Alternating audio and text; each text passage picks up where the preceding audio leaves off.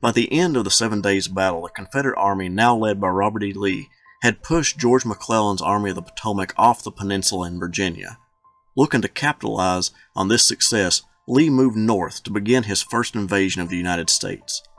The rebel commander had organized his Army of Northern Virginia into 2 corps, the 1st Corps under James Longstreet and the 2nd Corps under Thomas Stonewall Jackson. The Union commander confronting the rebels in Northern Virginia was John Pope's Army of Virginia. The Union had taken up a position on the Rappahannock River near the Orange and Alexandria Railroad. Pope was to be reinforced by elements of the Army of the Potomac. Lee wanted to defeat Pope before this could happen, so he divided his force, sending Jackson to march north to threaten the right flank and rear of Pope's army. Longstreet would follow the next day. For the next few days, Pope searched for the elusive Jackson. At Manassas Junction, the Union commander found only destroyed railroad cars and Confederate deserters claiming that Jackson had went to Centerville. That was not the truth. After ransacking Manassas Junction, Stonewall had moved northeast of the old battlefield from a year earlier, positioning his corps on and above an unfinished railroad cut at the base of Stony Ridge. Pope was baffled as to where the Confederates had gotten to. He got word that Longstreet was making his way east through Thoroughfare Gap, but instead of attacking Longstreet, Pope continued to search for Jackson. The Union commander ordered most of his men towards Centerville, where he thought Jackson might be. Part of McDowell's corps, a division under Rufus King, began their march east toward the town along the Warrenton Turnpike, just a few hundred yards away from the unfinished railroad cut. In the woods lay Jackson and his 24,000 men, sprawled across a front more than a mile long, Hill on the left near Sudley, Ewell in the center, and Tolliver on the right, north of the Bronner's farm. Jackson had, at the moment, joined many of his men in slumber, and lay alone in a fence corner. The pounding of approaching horses, however, soon ended his rest. Mounted scouts reported a large body of Federals passing eastward along the Warrenton Turnpike, only a few hundred yards in front of the Confederate position. Jackson jumped up. He grabbed his sword and belt, buckling it as he ran to his horse. He mounted and rode away, galloping across the broom sedge fields until only an easy musket shot separated him from King's column. He trotted back and forth, watching the Yankees as they tramped by. For several minutes, Jackson studied the Federals. Then he pulled up, wheeled his horse, and galloped back toward his fence corner headquarters. The officers rose. He touched his hat in salute and said softly, "Bring out your men, gentlemen."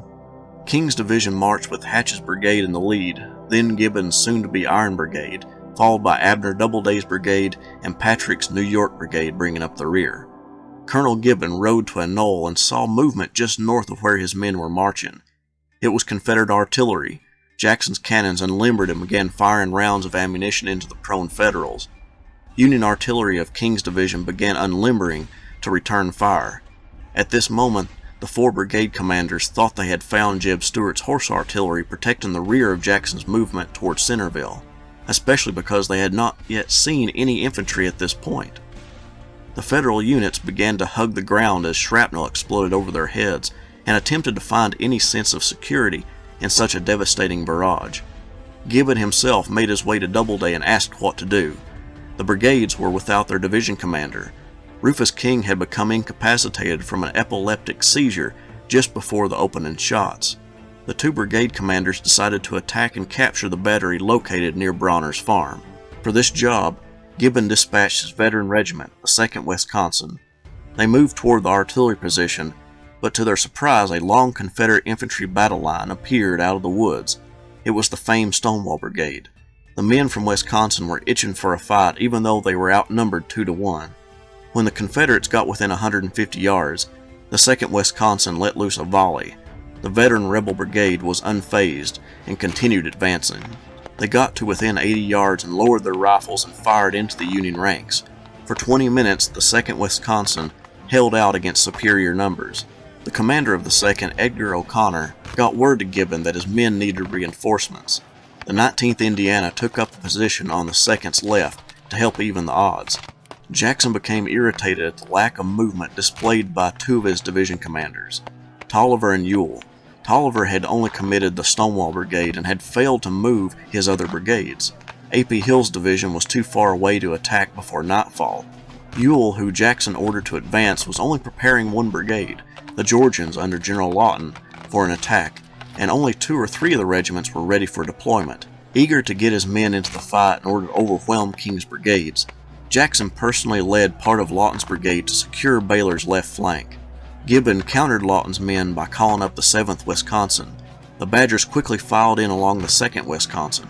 One member of the 7th remembered, "We advanced to within hailing distance of each other, then halted and laid down, and my God, what a slaughter! No one appeared to know the object of the fight, and there we stood 1 hour, the men falling all around us. We got no orders to fall back, and Wisconsin men would rather die than fall back without orders."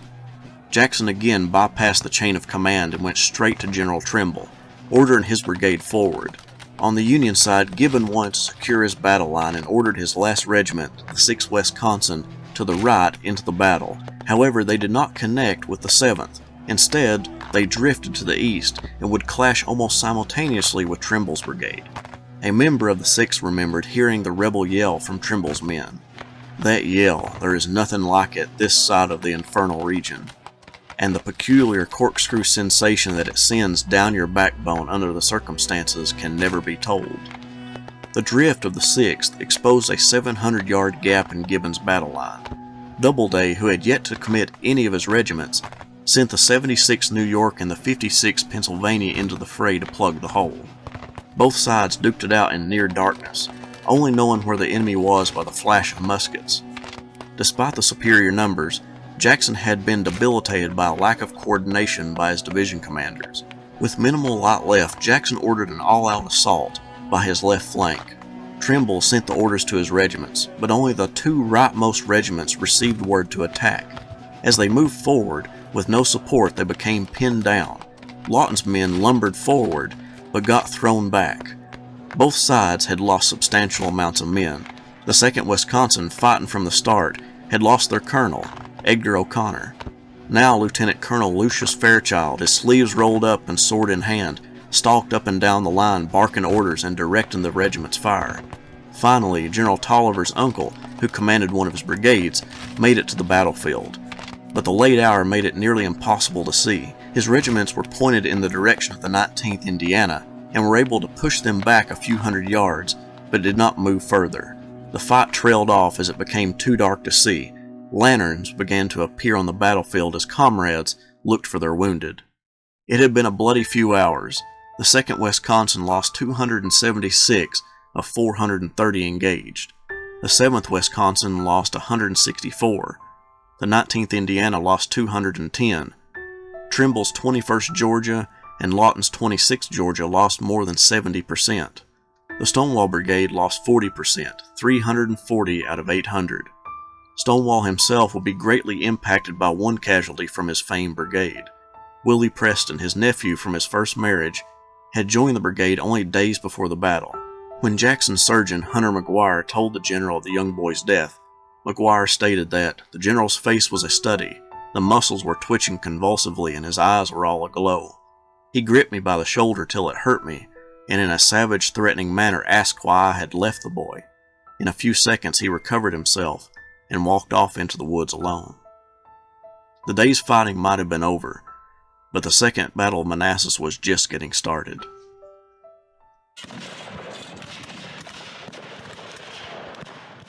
August 28th saw Stonewall Jackson fail to defeat the division of Rufus King before darkness covered the battlefield. As the Confederates awoke the next morning ready for a fight, they found that King's men had left the field. The whole night, the Union Army of Virginia and its commander John Pope attempted to make sense of the engagement that had just taken place. Pope believed that Jackson was on the run, and he was determined to catch him. The Union commander sent out orders to his commanders to move toward Groveton. However, his abrasiveness while in command caused acts of insubordination. General Philip Kearny, who Pope ordered to march immediately for Jackson's last known position, refused to move until dawn because he had marched his men dozens of miles out of the way according to orders from Pope, and refused to force his men to chase Jackson without a proper rest. Pope was also not aware where many of his units were located. He thought McDowell's corps was to the west of Jackson and ordered that corps to attack the rebels. In reality, McDowell's men were southeast of the Confederate position. Pope's vague orders did not help the situation either. In the early morning hours, Jackson shored up his lines. Jackson's position was undeniably strong, but it was not flawless. Most obviously the railroad excavation, which Jackson at first probably planned to use as a breastwork the entire length of his line, on close inspection provided an inconsistent and hence vulnerable bulwark. In some places the fills were too high and sheer to be used. Elsewhere the cuts too deep. In other places the excavation amounted to nothing at all. Probably for these reasons, Jackson's line did not follow precisely the unfinished railroad. On the left, Generals Gregg and Thomas availed themselves of higher ground behind the field. On the right, General Tolliver's division, now under General Stark after Tolliver was wounded, used the excavation only for skirmishers and positioned his main line 200 yards behind a wooded ridge. Only in the center, where the ground on either side was flat and wooded, did the two brigades of General Ewell's division, now under General Lawton after Ewell's wounding the day before, position themselves immediately along the unfinished railroad cut. By 8 a.m., Union General Franz Sigel and his corps arrived on the battlefield. Although the Federals knew the general area of Jackson, they still had to feel their way blindly with skirmishers investigating the woods north of Groveton. Colonel Krzyzanowski's brigade of Brigadier General Schur's division made first contact with Jackson's line. As Krzyzanowski's men entered the woods, they pushed back General Maxcy Gregg's skirmish line. To counter the approaching enemy, Gregg sent the 1st South Carolina to engage with the enemy, fire 2 volleys, and charge them. When they made contact with the enemy, the overwhelming numbers of the Union brigades nearly encircled the rebels and forced the South Carolinians back. Gregg acted quickly and ordered the 12th South Carolina to strengthen the 1st's left. Together, the 2 Southern regiments delivered a devastating attack against the New Yorkers. Krzyzanowski ordered the last of his regiments, the 75th Pennsylvania, to attack the flank of the 1st South Carolina. The two sides flung lead at one another until General Gregg could hold back no longer, and sent the 13th South Carolina into the 1st's right to counter the Pennsylvanians' advance. The back and forth between Krzyzanowski and Gregg lasted most of the morning. To the west, more Union brigades made their way towards Stonewall's lines. Divisions under General Schenck and Reynolds and Milroy's independent brigade of Virginians began to size up the situation, but a heavy barrage of artillery from the Confederates made known the need to silence those guns on their left. Reynolds dispatched George Gordon Meade's brigade across the turnpike with a battery under Captain James Cooper. Meade ordered the 13th and 4th Pennsylvania Reserves to accompany Cooper, who unleashed a devastating volley into the rebel artillery. Captain William Pogue pulled his battery out of the main line of artillery and began firing at Cooper. The exchange lasted for an hour, with both sides experiencing heavy casualties. Cooper was obliged to fall back, but only after causing sufficient damage and taking pressure off the Union infantry being harassed by the Confederate artillery. In the center of the Union line, Milroy's independent brigade heard elements of Schur's brigades on his right engaging with the Confederates, and without knowing the situation ordered 2 of his regiments, the 86th Ohio and the 5th Virginia, to attack the rebel line. In front of his troops were parts of Stark and Lawton's divisions, mostly the troops of Isaac Trimble and Bradley Johnson, some of them in the cut with wonderful cover from the enemy fire. The excavation presented a formidable obstacle here. Except for a 100-yard gap in the field known ever after as the Dump, nearly 100 yards wide, the Dump marked a no-man's land between Stark and Lawton's divisions. 5 years before, construction workers had begun to fill the gap by dumping stones into it, hence its nickname. But the work on the project was never completed. The 82nd's left companies struck the Dump and pushed back the defenders, but the rest of the regiment and the 5th Virginia began taking heavy fire from the well-defended rebels. The 82nd's commander was killed and both regiments began to fall back in disorder. Milroy, seeing his men fall back, ordered the 2nd Virginia to support the Ohioans, but the lead flew so thick from the Confederate rifles that all 3 regiments fell back. In a last-ditch effort, Milroy prepared the 3rd Virginia for an advance. Captain David Gibson of Company H walked up to his regimental commander, Major Theodore Lang. As Lang remembered it, a face as calm and spiritual as if he had been preparing for the march to the bridal altar. "Major, I shall be killed in this charge," Gibson said. Lang tried to brush off Gibson's gloom with some pleasant words, but Gibson was not dissuaded. "I tell you I am going to be killed in this charge. I knew it last night. I have known it all morning." Gibson's earnestness impressed Lang. His voice and manner were so changed that I begged him not to make the charge, but he would not listen to that. The 3rd advanced, and in the early movement, Gibson was struck in the head by a rebel bullet, fulfilling his premonition. The Virginians, soon to be West Virginians, made a gallant stand, but could not withstand the rebel volleys, and retreated back to safety. With the disordered retreat of Milroy's brigade, the Union center was vulnerable. The blue troops thus far had attacked in piecemeal fashion, getting pushed back each time by the well-protected rebel lines. On the right, the division of Philip Kearny was approaching the field and consulted with Schurz to launch attacks as his brigades made it to the front. Kearny was determined to break Jackson's left flank. He ordered Schimmelpfennig's brigade to Krzyzanowski's right. In the gap that remained, Kearny sent the 1st New York. Krzyzanowski's men had fought with Gregg's regiments for over an hour, and now, with support, the Federals converged on the South Carolinians. Gregg's men held on, but just barely, as Federal rifle fire decimated their ranks. The 12th South Carolina's commander, Colonel Barnes, took a risk. He ordered his regiment to charge. The fury of the Southerners sent the 1st New York into a panic, along with the 54th New York and the 8th Virginia.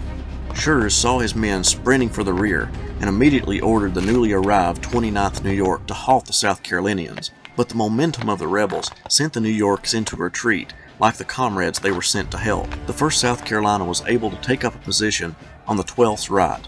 Schurz reformed the 29th and 54th and sent them back into the fray, but the Southerners pushed them back once again.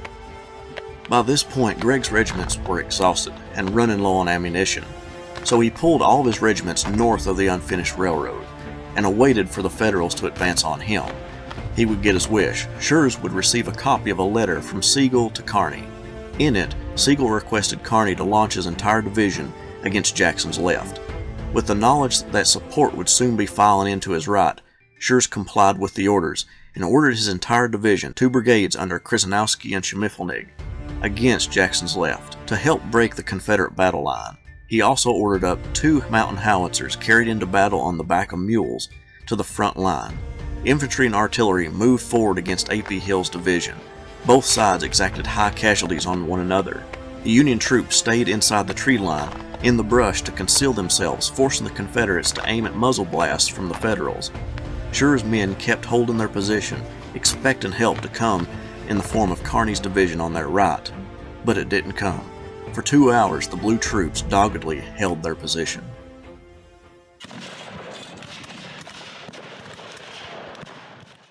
For most of August 29th, Stonewall Jackson had left much of the fighting to his division and brigade commanders. His main concern that morning was linking up with Longstreet's wing of the Army of Northern Virginia. That morning, James Longstreet and his corps, along with the commander of the army, Robert E. Lee, passed through Thoroughfare Gap and marched toward Jackson's position north of Groveton. Stonewall anxiously awaited the other half of the army because he knew that Pope's full strength would soon be upon him. Shortly after 8 a.m. that morning, a young lieutenant of Evander Law's staff named John Cousins galloped up to Jackson's headquarters. He found Jackson to be agitated. Longstreet's through the gap, and I reckon at Haymarket by this time, Cousins announced. Who heads the column? Jackson snapped. Hood's division, General. Those gallant fellows who led your battle at Gaines Farm and who... Jackson cut off the young man and asked, What brigade, sir? Texas Brigade, Cousins answered, finally getting the drift of Jackson's simple wants. Jackson wheeled to one of his staff officers. Major, he yelled, pointing toward the Warrenton Turnpike. Put the Texas Brigade here. It's left on the pike. Gallop, sir. Jackson would soon direct Jeb Stuart to guide Longstreet's men to the battlefield. It was 10 a.m., shortly before Short's division made their attack against A.P. Hill's division, when Lee came galloping up the Warrenton Turnpike to place the column of Texans and to get a good look at the ground himself, leaving his staff behind. A few minutes later, Lee returned and said, A Yankee sharpshooter came near killing me just now. His staff looked, and his cheek had been grazed by the bullet of the sharpshooter. Although Longstreet was now on the field, it would take time for his men to deploy into battle. The Texas Brigade arrived and sent out skirmishers. They made contact with the skirmishers of John Reynolds' division.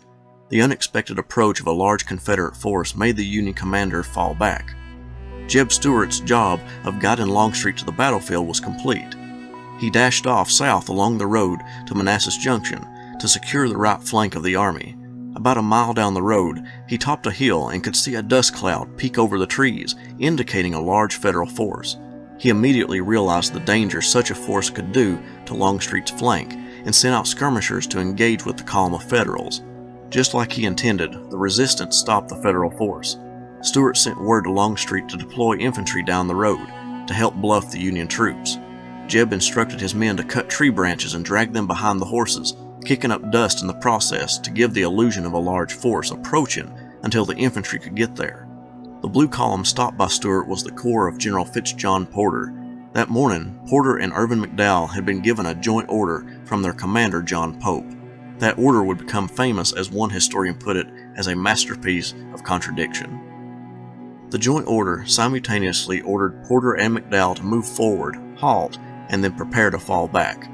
Both Union corps were to move to Gainesville, miles to the west of Jackson's line. Keep in mind, Pope thought Jackson was fighting out of necessity, not because he wanted to, and Pope also dismissed reports of Longstreet making his way through Thoroughfare Gap.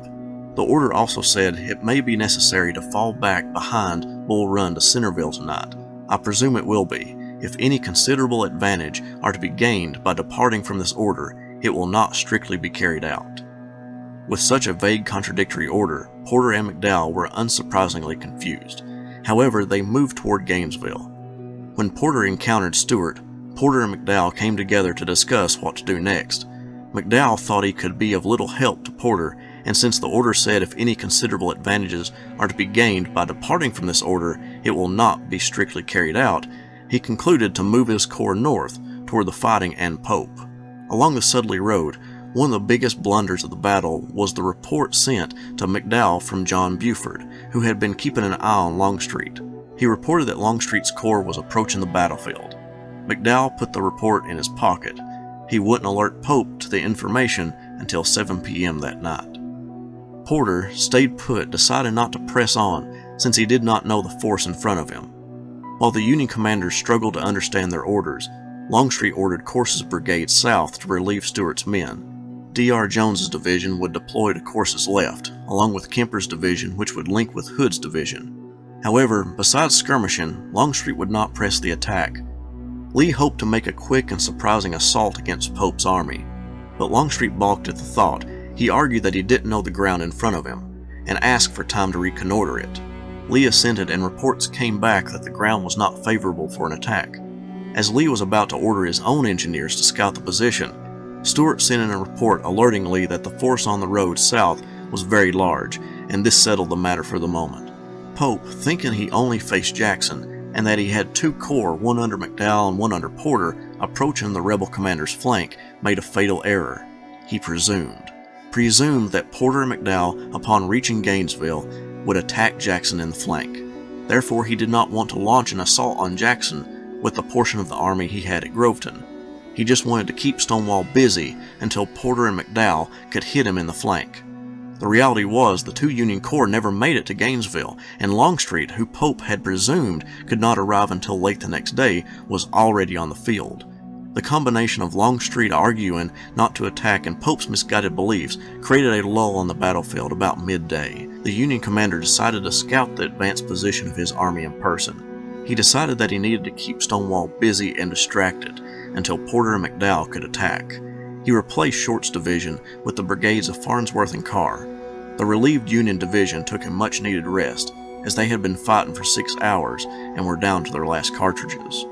Pope also ordered General Joseph Hooker to send part of his division to attack Jackson's center, where Milroy's brigade had assaulted earlier that morning. Flabbergasted, Hooker argued that without more support, it would be a disastrous endeavor.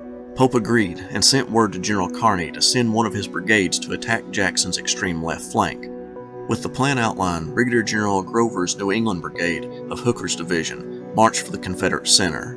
Kearney sent Brigadier General John C. Robinson to support Grover's attack on the Confederate left. Robinson moved with incredible slowness, feeling his way through the terrain. Grover, on the other hand, moved his men close to the railroad cut, but thought ordering his troops into such an obstacle too foolish, and instead took his brigade on a 500-yard march east behind Carr's men and in front of Farnsworth to where Thomas's brigade of Georgians were. When Thomas saw Short's division leave about an hour before, he had moved his men up closer to the cut, exposing a large gap between his own brigade and that of Maxcy Gregg. Grover's men formed in 2 battle lines and moved up to close range with the men from Georgia. The Confederate rifles flung lead at the New Englanders, but it did not faze them. As the rebels laid behind the cut reloading, Grover gave the order to charge, catching the Georgians off guard and capturing many and sending the rest into flight. The Confederate line was dissolving. One rebel soldier tripped on a tree root. As he attempted to escape, a sergeant from New Hampshire reached down and grabbed the bowie knife in the prone man's belt and raised it over his head. The rebel yelled out, "Oh, for God's sake, don't!" The Union soldier, caught off guard at their request, said, "All right, Johnny," and put the knife in his own belt and kept charging. The New Englanders surged through the hole in A.P. Hill's line. Gregg's battered brigade attempted to make a stand, but the 1st Massachusetts fired volley after volley into the South Carolinians. Grover rode up and down his lines, urging his men on, and hoping with all his heart that the support from Kearny would arrive. His New Englanders doggedly held on to their position, driving the gray-clad troops. However, without help from Kearny, the situation was becoming dire. Pender's brigade, held in reserve, was deploying against him. Grover rode back toward the cut, urging the wounded who could to come to the front. His horse would become horribly wounded, and he himself would barely dismount the animal before it ran into Confederate lines. With no sign of help and his men taking horrible casualties, Grover regrettably ordered his men to fall back. Robinson's advance had been stopped by the Confederates on the left, so the effort made yielded nothing. Pope then sent orders to John Reynolds to move his division against Jackson's right, but this confused Reynolds, because he had been driven back by a rebel force from the west. That force would be in his flank if he attacked where Pope intended. Reynolds made an attempt to attack Longstreet's men, but realized he was too outnumbered and fell back, sending word back to Pope that a considerable enemy force was confronting him. Pope scoffed at the report and assured Reynolds that the men he saw were Porter's men preparing to destroy Jackson's flank.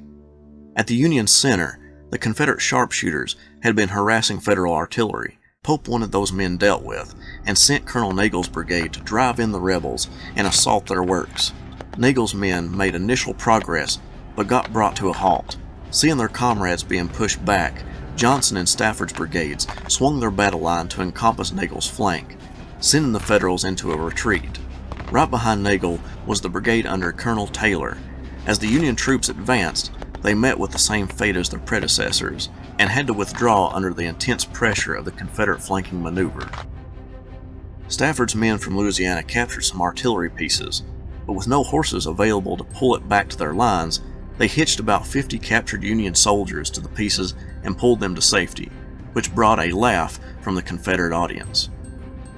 After the brief but bloody attacks of Nagel and Taylor around 4 p.m., both sides adjusted their battle lines, Pope with the intention of attacking Jackson's left flank again since most of the progress had been made in that direction.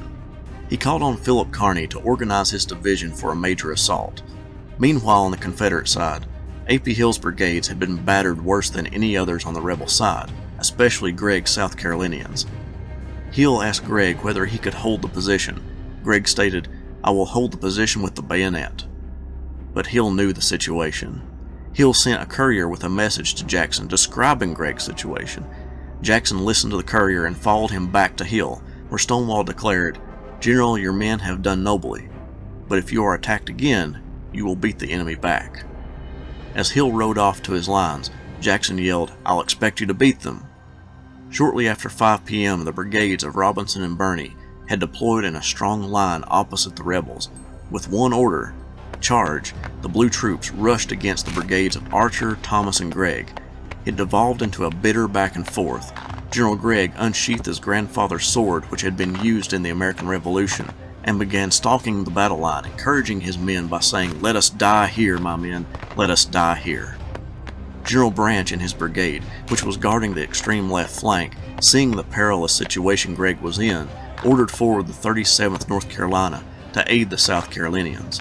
Although the Union forces had made significant progress, they needed additional support.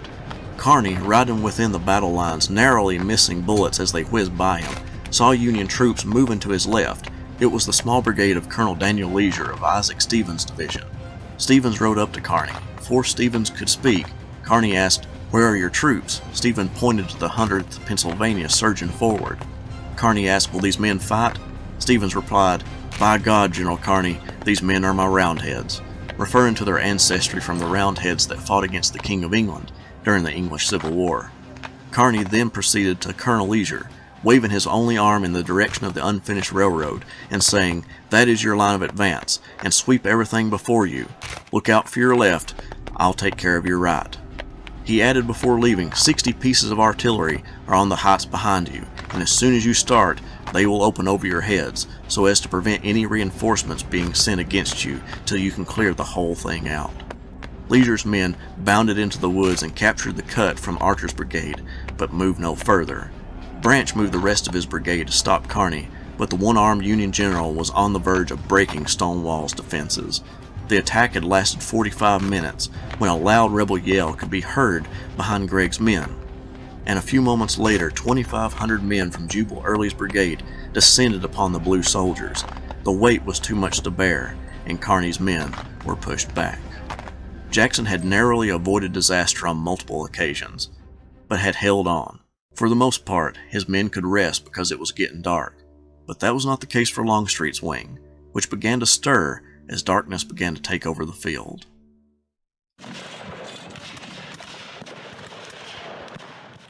Longstreet throughout August 29th had not engaged the enemy while Jackson held on for dear life against numerous Union brigades.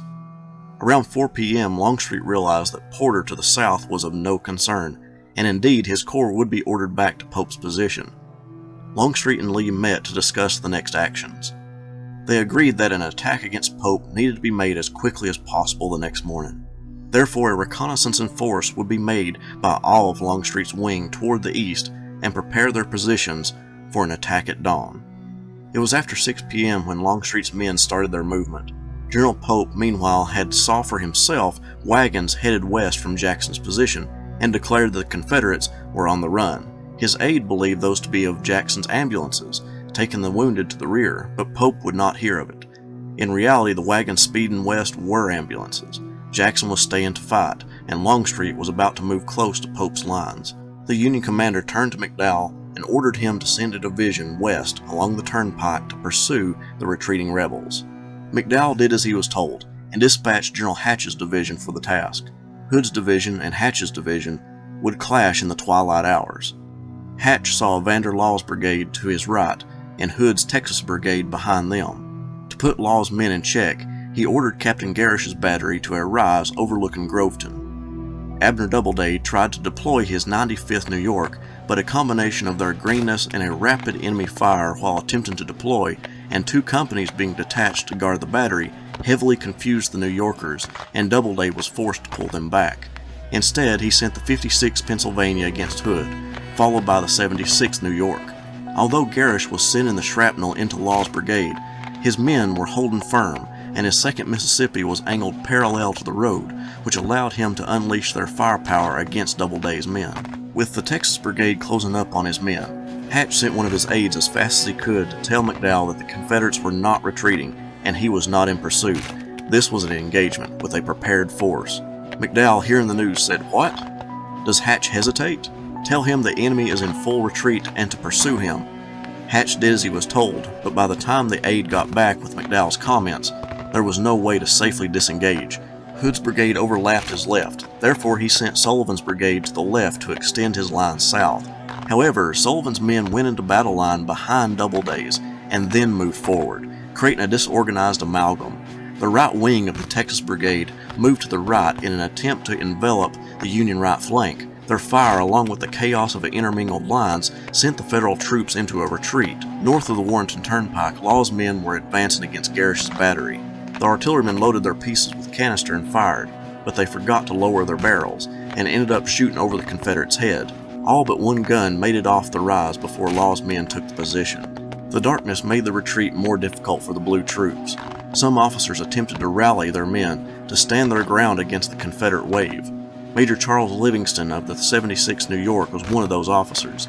He watched the regiment moving by him in what was termed a tolerable order. He yelled for them to halt and about face. An officer in the regiment asked, "Who are you, sir?" He replied, "Major Livingston of the 76th New York."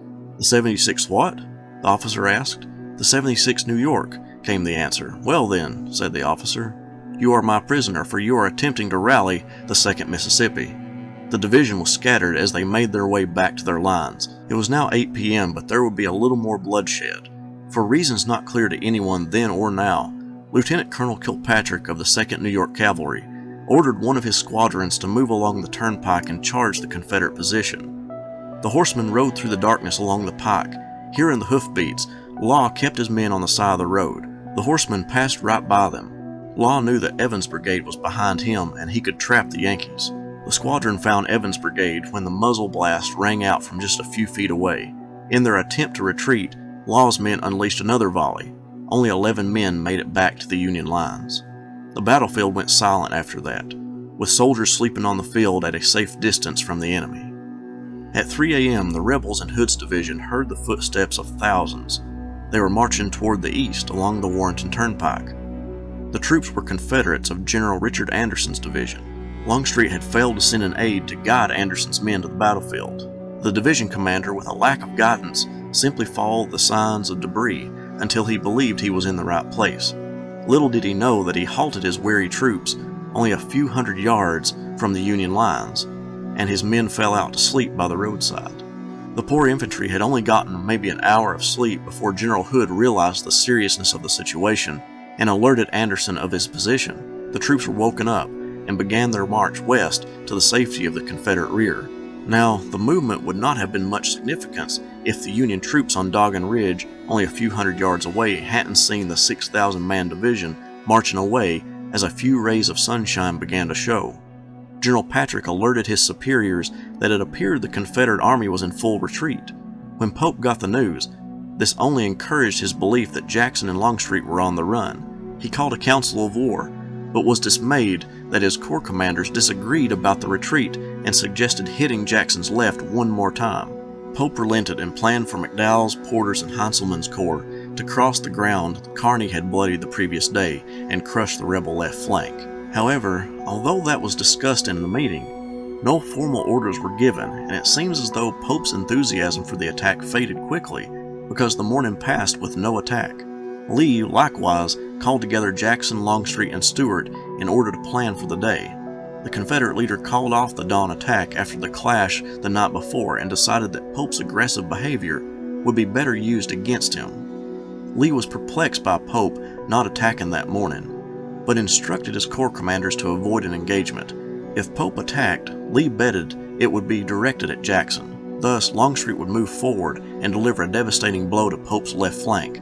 However, if Pope decided not to attack, Jackson would move across the Bull Run with his corps at night and attack the Union right flank at dawn the next morning. For the Union, the morning was filled with the movements in the form of Porter's corps, Reynolds' division, and Hatch's division, who were to launch an attack against Jackson's right flank. Porter prepared his men for the attack. Pope seemed paralyzed by the contrasting information given to him throughout the early morning, but assented to McDowell and Heintzelman to personally examine Jackson's left flank. The two corps commanders believed the woods around the railroad cut to be empty despite some small attacks by parts of Ricketts' division that demonstrated a strong force there. Meanwhile, a Union soldier came out of the woods in front of Porter's line. He stated he had spent the entire night behind Confederate lines and heard they were retreating to link up with Longstreet. Porter was skeptical of the man because he knew that the two wings of the Confederate army had already united and with stubborn resistance personally seen by him along the cut. The man had to be mistaken. However, he did send the escapee to Pope with his reservations about the story. Pope sided with the soldier and the corps commanders who arrived shortly after that the Confederates were in full retreat. Porter was put in a hazardous situation. His men were ready to launch an attack on Jackson, but Pope sent instructions to pursue the retreating Confederates down the Warrenton Turnpike. Porter knew that if he marched west, Jackson could emerge out of the railroad cut and attack him in the flank. Therefore, he chose to attack according to his original order. Porter amassed two of his brigades under Colonel Roberts and Colonel Weeks, parallel to the Groveton-Sudley Road, and planned to perform a right wheel to smash into the Confederate defenses. As the men formed in the trees north of Groveton, they had to hug the ground because 700 yards to the west, the 18 artillery pieces of Stephen D. Lee threw solid shot and case shot into the tree line. The blue troops had a chuckle amidst the carnage when they looked behind them and saw a large Newfoundland dog chasing the bouncing cannonballs across the field. Porter saw that his right flank would become vulnerable and sent for General Hatch to bring up one of his brigades to file in alongside Roberts. Colonel Sullivan's brigade had to squeeze into formation, forcing Roberts' men to form more of a solid mass of troops with overlapping battle lines. To make matters worse, for some reason, Weeks on the left had not formed his men in a battle line, but had placed them in columns of divisions doubled on the center, which means that each regiment formed 5 lines of 2 companies. Behind Sullivan was Colonel Patrick's brigade. This brought the number up to 10,000 soldiers about to make the attack. Understanding the easy targets they would be on horseback, many officers dismounted and took up muskets. At 3 p.m., Porter's charge stepped out of the tree line. The artillery from Lee's batteries let loose a devastating barrage of iron that caused chaos in the Union ranks. The regiments in the attack morphed into one solid blue mass, a perfect target for Lee's cannons. The Union right moved much faster than the left. It also did not help that Weeks' brigade had to deploy into battle lines while in the open field. Colonel Frisbee of the 30th New York rode forward to lead his men and encourage them. A rebel bullet struck him in the jaw, carrying away part of the bone. The major of the 30th said, "Colonel, you are hit."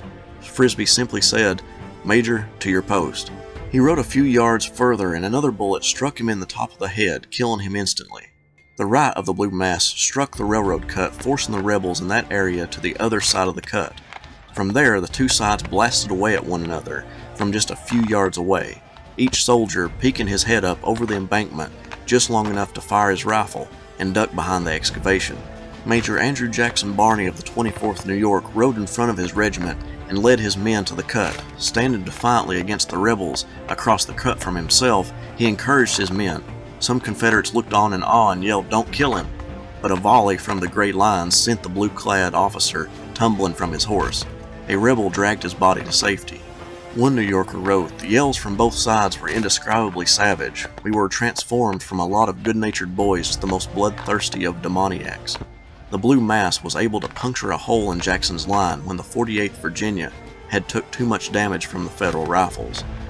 Portions of the 21st and 1st Virginia of Johnson's brigade attempted to make a defense, but there were too many Yankees. Colonel Baylor, commander of the Stonewall Brigade, saw the break and led his men forward, but before the brigade got to the tree line, multiple Union bullets had pierced Baylor as he carried the flag to encourage his men. There were only 500 men in the brigade making that charge. That was less than many of the single Federal regiments opposing them, but they were able to stop the breakthrough. Patrick's brigade followed behind Sullivan and Roberts' brigades. The outnumbered Confederates sent word to Jackson that the entire rebel line was about to collapse if reinforcements were not brought up. Jackson worked to find the closest brigade, and as the Union attack began to push back the gray-clad troops, Jackson's reinforcements arrived. John M. Brockenbrough, now leading Field's brigade, charged into the Union lines and pushed back Porter's men. A man from Stafford's brigade, who had ran out of ammunition and were standing around waiting for a fallen comrade to present an opportunity to acquire ammunition, yelled, "Boys, give 'em the rocks," and began throwing rocks at the Union soldiers across the railroad cut. The Union soldiers had lost their momentum and were also running out of ammunition. They returned fire with the rocks that were thrown at them, but rocks would not be able to fend off the newly arrived Confederates. However, behind them laid the fields where they would become prone to Lee's artillery. Some of them chose to run the gauntlet of artillery shells to the safety of the tree line, but some resolved to surrender. The attack had only lasted 35 to 40 minutes, and both Longstreet and Lee saw an opportunity.